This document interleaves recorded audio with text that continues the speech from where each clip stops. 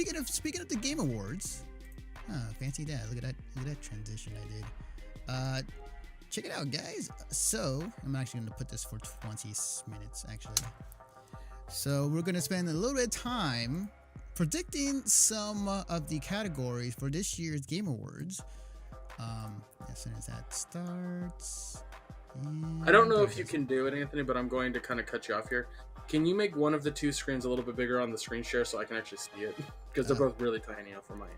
Oh, sure. Let me just I'll that. take There it. you Oh my God! Yes, thank you. I can see everything now. Yeah, sorry about that. Okay. It's fine. It makes yeah, for sure. Okay, so as you can see here, guys, this is the awards. Also, I can't see chat, so you gotta let me know, Greg, what they're saying. Yeah, for sure. So on here, you'll see that the awards was listed by Jeff Keighley and their crew for this year's Game Awards. It's happening on December 7th. Actually, that's coming up pretty soon. Yeah, it's pretty soon, actually. Yeah. December 7th. Doesn't say the exact time, just like 20 hours or 13 minutes and 44 seconds. I'm gonna assume it's gonna be at some certain time that people can watch it on YouTube and Twitch and whatnot. But yeah, it is happening, and real quick, Valer also says that it is. It's also listed on Google. But for the time when it starts, or no, like you could go there and vote. Yes, you can. So you can vote, actually. If you see on the screen, you can actually. I'm hovering over some of these games, like say, vote now for Game of the Year. Oh, it's for voting without a Facebook login. That's what it is. Okay, sorry. He just clarified. Gotcha. Okay. So we're not gonna go through the entire categories as we did the previous years. We're just gonna pick out a few that we can guess on. And big ones. Yep, and we'll go back and we'll see if we were right or wrong. I might make a bingo sheet for this event, maybe. Just because. Yeah, why not? Let's have fun with it. Because there's gonna be announcements anyways happening at it, so it's kind of an entertainment show and an announcement conference. So we'll make a gentleman's bet where one of us has to like publicly say something. I don't know. Yeah. All right, so let's start at the top, or let's go with the big one, just right at the top. Game of the Year. So our categories for Game of the Year is Legend of Zelda: Breath of the Wild, Super Mario Odyssey, PlayerUnknown's Battlegrounds, Persona 5, and Horizon Zero Dawn. Now, given the fact that this is a kind of a spectacle type of conference or a type of event, and that usually they pick out game journalists to also conduct these votings as well. I'm gonna say it's gonna be Super Mario. I think. I think two reasons it'll be Mario over Zelda. Mm-hmm.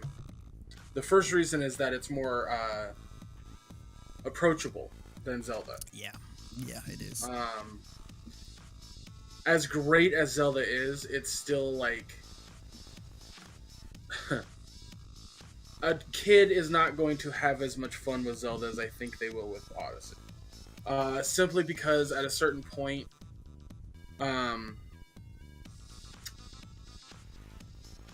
we'll get to that in a second, Valer. I was going to mention that too. But I think at a certain point, when you look at like why Odyssey is a better game, is because literally anyone can play it and not feel completely lost. Whereas with Breath of the Wild, that kind of becomes the thing. It felt like Breath of the Wild was made for more of an audience that grew up with Zelda rather than this is their first Zelda game kind of thing. I imagine that if you did present this as their first Zelda game to somebody, they would enjoy it, but not. I don't feel like it was as, like, you kind of what I'm getting at here. Like it's a phenomenal game, like by no measure. I'm just trying to justify why some people wouldn't play Breath of the Wild where they would play Odyssey. Right, definitely. Plus, Odyssey has a lot more options on how to play it. That too. Yeah. So.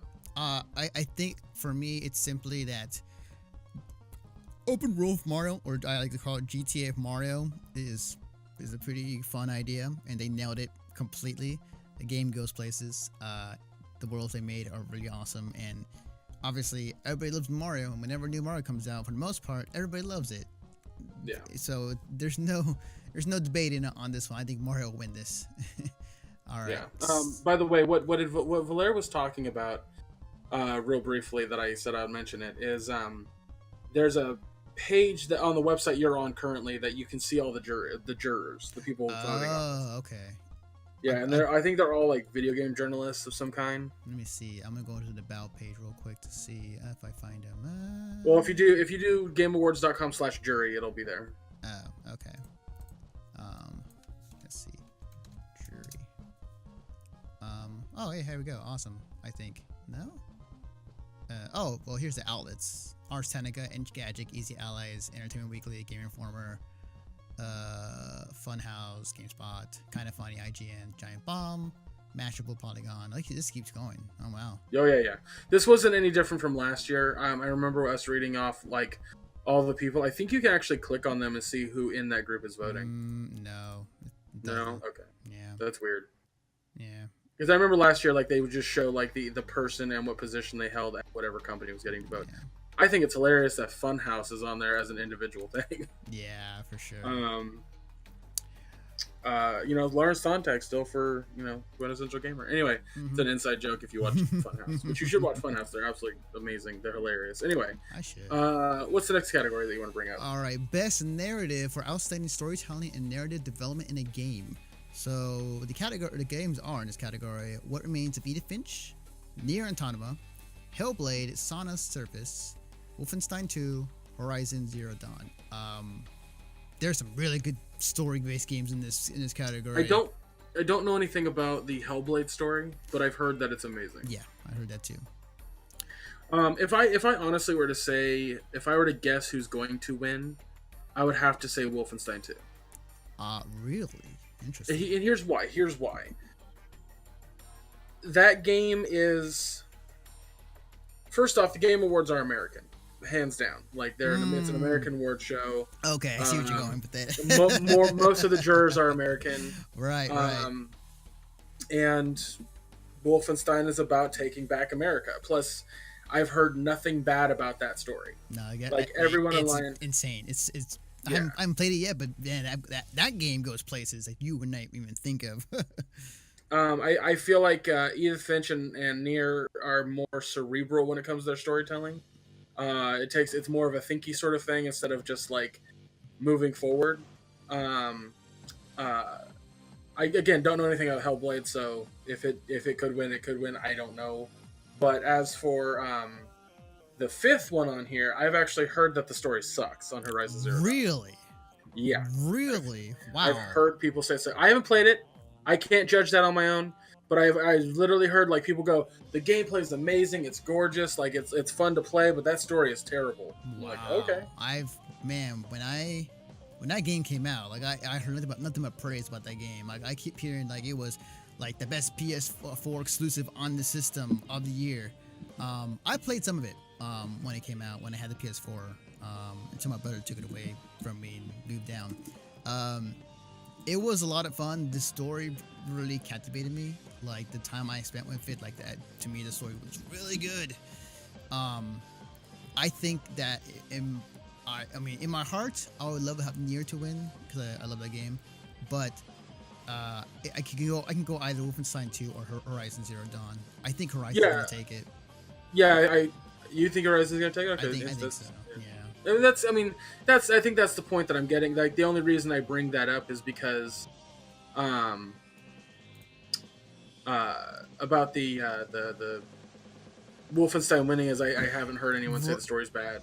Right, definitely. I mean, again, like I said, if Horizon Zero Dawn story is amazing, that's awesome. I think that's great. Like, it deserves to win. But, I think that honestly, some of those outlets that you listed off said the story wasn't great, and I think that's going to have an effect. Interesting. Well, it might not. It also might not have an effect. And... yeah, we'll see. Best art direction for outstanding creative and technical achievement. Before we move on, Anthony, Josh of the Netflix podcast we do, he says that Hellblade's amazing and he'll think it'll.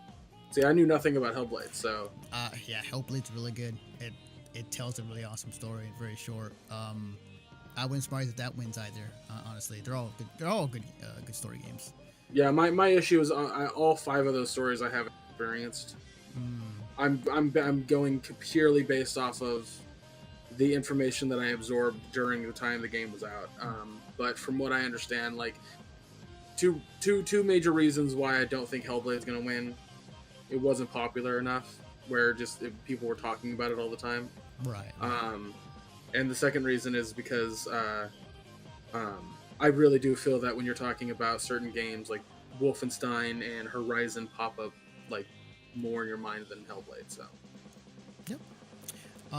So best art direction for outstanding creative and or technical achievement in artistic design and animation.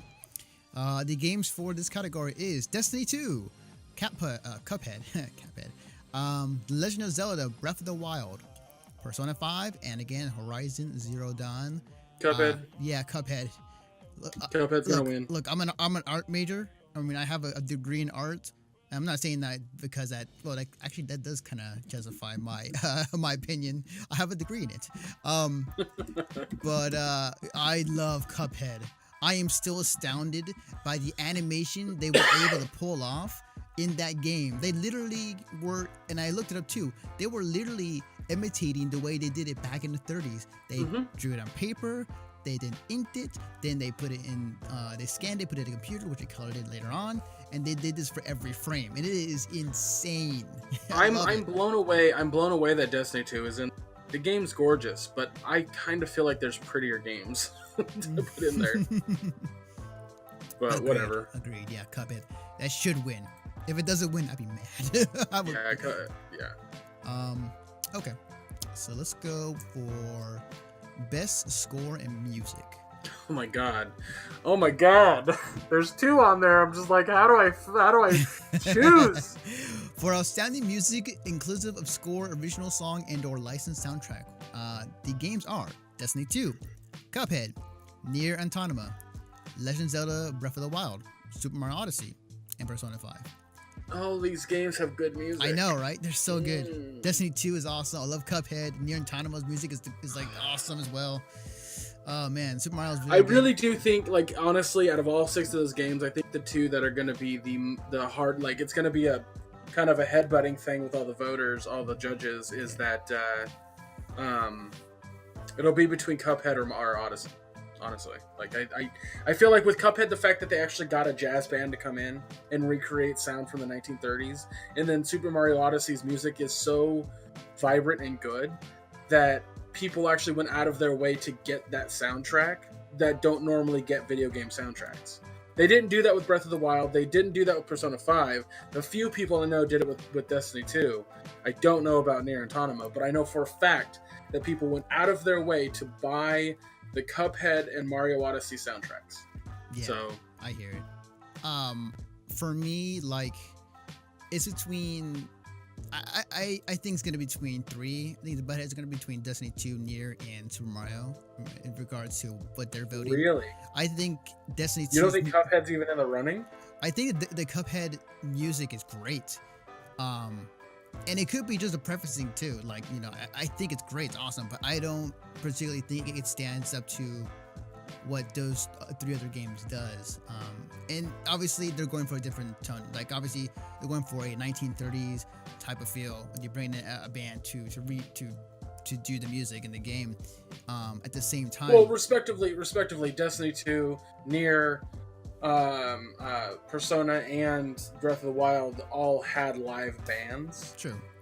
I just feel like they brought those bands in because the sound they made, the sound they did, was what they wanted for the game. Whereas Cuphead, that band came in and did something that wasn't necessarily in their repertoire to begin with. Right. I get your argument, and for me, it just kind of comes down to personal preference. If I were to vote, I think the best music of the year goes to Mario Odyssey. Mm-hmm. There's so many good jams in that whole game. It is. It's super good. But man, it's hard to say who I think will win. You know what? I think Mario Odyssey is going to win. Here's why. Here's why I think Mario Odyssey is gonna win. Okay. It's not the Dark Souls of gaming. That's true. It's very true. I would love. I think in this category, Nier has a very good chance. The music in Nier is so good. I mean, these are 6 very good choices Oh for yeah, they're music really in games. good. Like, yeah, you could like all 6 of them have phenomenal music, and so it's like it's really, really hard to make that choice. And I imagine that the jury will also have that hard choice. Yeah, I'm so glad I'm not on that jury. I would be splitting hairs. So, okay. Let's go to Best Action Game. Here are the games for this category. Prey, Noah, Destiny 2, Cuphead, and Wolfenstein 2. Oh, action? Noah. Yeah. Noah. Here's why. I was expecting Cuphead, you to go, I was kind of surprised. I was expecting you to go Destiny 2, but go on. No, Destiny 2 is easy. When I think of action adventure, I'm really surprised that fucking Zelda's not on this list. Yeah, good point. But when I think of adventure, I think of a third-person, cameras kind of back action game, not a first-person game. I know that's not necessarily like probably the best, but at the same time, it's definitely what I see. I think that Prey doesn't really fit an action theme at all. That's true. Adventure, Right, sure, yeah. but not action. Mm-hmm. Destiny's absolutely action adventure, but because it is such a shooter game that I don't really feel like it fits there. Mm-hmm. Plus, I'm not really like doing anything adventurous. I'm just going from point to point. Noah's more in the Dark Souls category of like doing an action adventure. Oh yeah. I still want to get the game, but yeah. And Wolfenstein is like super actiony, but not totally adventure-y. Right. Maybe theme wise, because it's like an alternate Nazi invaded America, but yeah, I see Noah winning this one. I think that Cuphead's great, but I don't really feel that it fits in this category. Agreed. I think from what I've seen from Noah and what I've seen of people playing it, like if you wanted another Ninja Gaiden, this is exactly what you want, and it looks great. It feels and plays great from watching people playing it, and it is like a Ninja Gaiden with Dark Souls in it because of the enemies you fight are also very. Well, I don't use that as hyperbole of like the Dark Souls of games. I mean, Noah is very inspired by Dark Souls. Yes. So there's that, but it's like to me, I like the theme of Noah better than I do Dark Souls. Oh yeah. So there's that. Yeah, definitely. All right, so let's go on to. But yeah, we don't have a lot of time left, and Valère wants a fighting game. Oh, okay, yeah, I was about to do it right now, actually. Yeah, here we go. So best fighting game for 2017, as it states: Tekken 7, Nidhogg 2, Marvel vs. Capcom Infinite, Injustice 2, and ARMS. Tekken. Yeah, Tekken's really good. Marvel vs. Capcom Infinite is not a good game.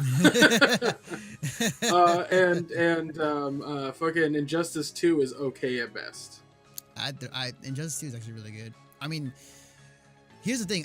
Between these games, like for me, it's between Tekken 7 and Injustice 2. They both have really good story campaigns. Both their actions is great. And maybe just me because I just came from the event last weekend, but Tekken 7 just looks so good. Like even if you're not somebody who was really into Tekken or able to, know the ins and outs of it, just watching it is just a beauty just to see. Sure, 100%. I completely agree. I think Tekken's probably the most technical fighting game on this list. Oh yeah, it is. But Nidhogg 2 is a fun game, but I don't know that I'd call it a fighting game, really. Yeah. And for ARMS, like, it is a fighting game, 100%. Like, when I first played it, I was like, this is a fighting game. But it's not as good of a fighting game, in my opinion. That's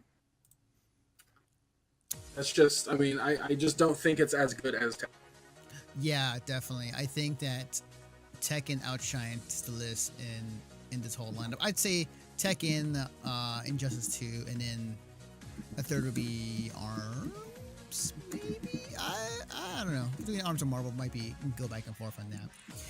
But yeah, that's our predictions. So we'll see if we get all the predictions that you guys wanted, but that's a little taste of what we'll do, what we our predictions on. So we'll go back and see if we were right or wrong, and yeah, we'll go back and see what happened, and we'll probably more than likely talk about it because like there's gonna be some announcements happening. Apparently, Jeff Keighley tweeted out like he said, "Expect the unexpected."